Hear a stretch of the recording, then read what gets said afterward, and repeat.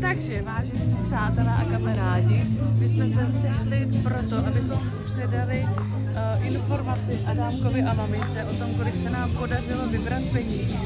Díky vám všem a sponzorům na koncertě.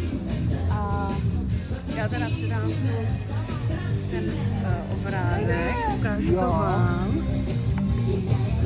A teď to ukážeme mamince a Adámkovi. Ty kráso. Konference. Tohle to budete mít za pár dní na účtě a doufám, že si to užijete, Adámku. A co? 60 500 korun. Neboj, jo.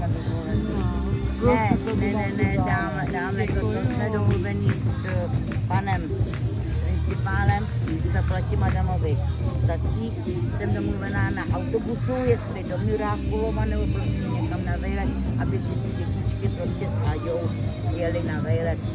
Na rozhodnutí to nechám prostě na ní. Děkuju. A tady máte díky od nás.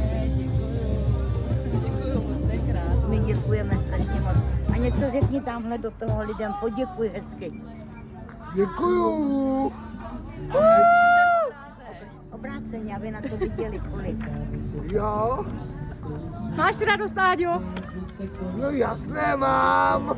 Krásnou. Třeba budeš mít i tablet, Jasné.